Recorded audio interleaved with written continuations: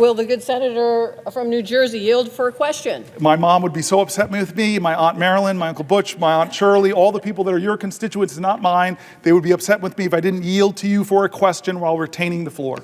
Well, first of all, Senator Booker, I have to say, we in Nevada are so proud of you. We are proud to be Nevada Strong. You are one of us. You are definitely New Jersey, Nevada Strong, and so proud of what you have accomplished so far, and willing to stay here as long as it takes to help you get your message across. And I think that's the important moment. We are all here right now. So I want to pose a question to you, actually a couple questions, but I want to start off and set the stage here, because you have been here now, for over 24 hours. You are missing some of the national news, things that are happening out there. But one of the things I want to point to that is happening that you may not be aware of, and you've touched on it a little earlier today, is this notion that we have now a president who is actually focused on billionaires and tax cuts for billionaires at the expense of the American public. And one of the things we have watched him do is cut funding for medical research. Now, what you may not know is just today I found out that HHS laid off the entire healthy aging branch of the CDC, just today. This office administers Alzheimer's disease programs. Yes.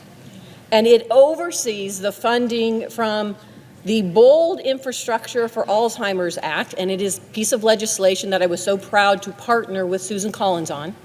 And she has fought for, and we have fought for, funding for it to support caregivers and their families. And Congress just reauthorized this funding. And now we have a president that has stopped the critical work that scientists are doing to try and cure Alzheimer's.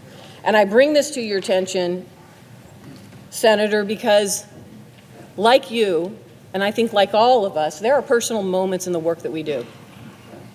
My personal moment is my grandmother, who I'm named after, died from Alzheimer's. And she died at a time in Las Vegas when there was not enough research, when there was not enough health care, when there were really not enough providers to understand what was going on. And so for many of us, this fight, not only is it personal, but we recognize the impact that it has outside the Beltway in so many families and lives across the country, and that's what this is about.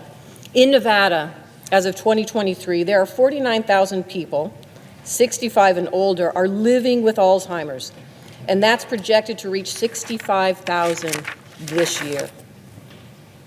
Not only did we hear that HHS laid off the entire healthy aging branch of the CDC, but Donald Trump also recently terminated a $14,000 NIH research grant that had been supporting Alzheimer's research at the University of Nevada, Las Vegas.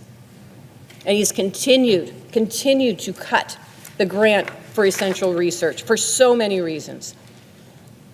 We've seen these funding cuts, we've seen mass layoffs, and the impoundment of grants that have already been approved by Congress. This is a violation of the rule of law, and you have been talking about that for the last couple of hours. President Trump is forgetting that this is personal.